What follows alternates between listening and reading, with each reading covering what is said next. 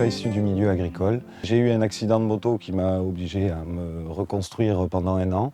J'ai décidé du coup de changer de métier, d'aller vers une branche qui me passionnait depuis le début, c'est-à-dire l'agriculture. Et donc j'ai créé cette ferme Lutin Jardin en 2007, au sortir de ma formation BPREA. C'est une petite ferme en agriculture biologique. On a démarré sur à peu près 2 hectares de surface, 1 hectare de culture. Le reste de la surface étant consacré par les passages, les chemins, les enclos des animaux. On fait du maraîchage diversifié, c'est-à-dire qu'on cultive à peu près entre 35 et 40 légumes différents, plus des arbres fruitiers, plus l'élevage, poules pondeuses, plus aussi une grosse partie d'accueil éducatif à la ferme.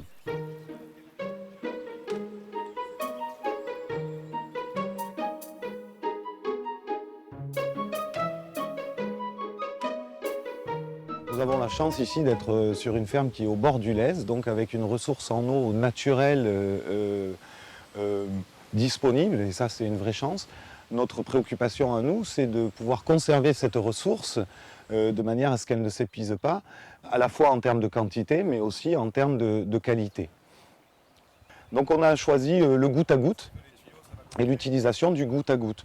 Tout notre champ est équipé en gaine souple de goutte à goutte, qu'on appelle le streamline, et qui nous permet du coup d'arroser nos cultures en mettant une goutte directement au pied de la plante qu'on veut arroser.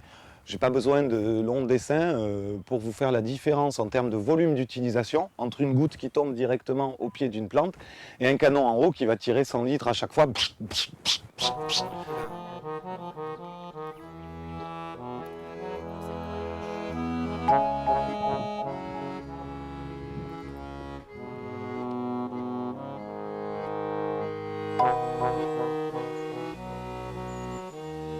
On a la chance d'être classé, fait que le Lez soit classé réserve naturelle juste à côté de chez nous. Évidemment, le fait de travailler en agriculture biologique, c'est-à-dire sans produits chimiques de synthèse, ni de fertilisation, ni phytosanitaire, nous permet de garantir que les eaux d'écoulement qui sortent de Lutin Jardin soient aussi propres que celles qui y soient rentrées.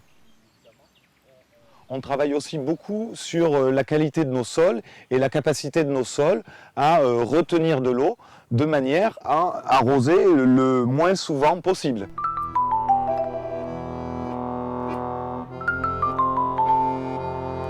L'utilisation du compost va nous d'abord assurer le service de fertilisation, c'est-à-dire être sûr qu'on peut amener la nourriture qu'il faut à nos plantes. En complexe avec l'argile déjà existante dans le sol, il va comme ça améliorer la capacité de rétention d'eau. Ensuite, on a une deuxième stratégie qui est un peu plus globale et un peu plus générale, c'est l'utilisation d'engrais verts. Systématiquement, pendant la période hivernale, on va planter toutes les parcelles qui sont non utilisées en engrais vert. La céréale va avoir pour fonction, avec ses racines puissantes, d'éclater le sol et encore d'améliorer sa texture. Et la légumineuse va avoir un effet au moment du fauchage de libérer l'azote qu'elle a fixé précédemment et donc d'avoir en plus un effet fertilisant.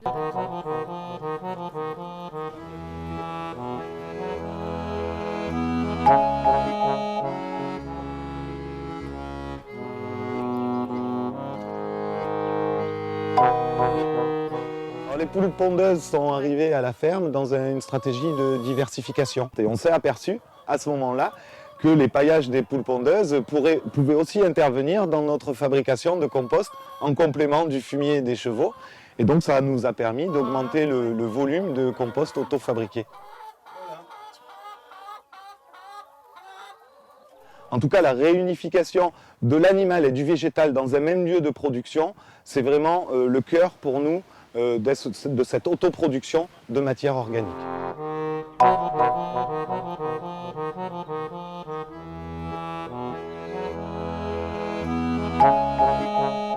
Pour produire nos légumes, notre débouché principal, c'est le débouché panier.